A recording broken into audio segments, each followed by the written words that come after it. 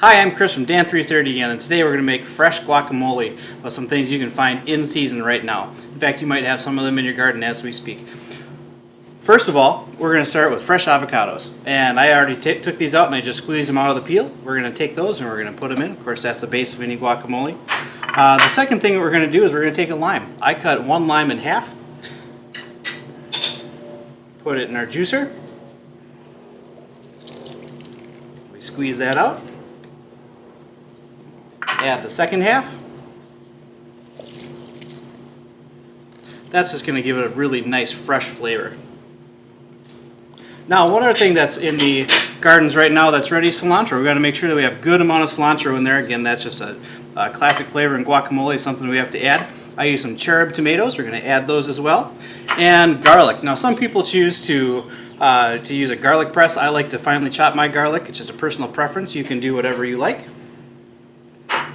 And then we're going to add a little bit of Lowry seasoning salt. And I use this instead of adding extra salt because it just gives the flavor a little more of a rounded feel to it. And then we have Worcestershire sauce. Alright, and then with just about every recipe, you're going to want to add a little bit of spices, and this is really to personal preference. I personally like to use crushed red peppers and cayenne peppers as flavoring. You can also add chili pepper or any number of other ingredients that you like. So I'm just going to add just a dash of each in here.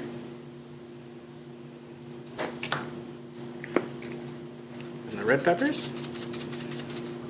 And all we're going to do is we're just going to sit there and mush this together.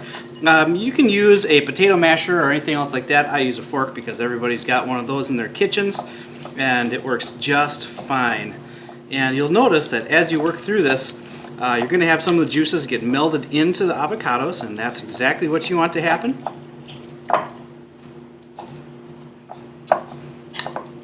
And I try not to squish the tomatoes while we're doing this,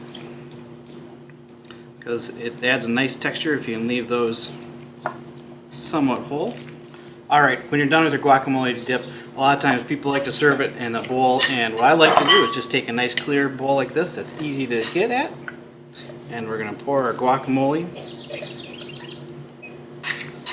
inside, and we can always garnish it with a lime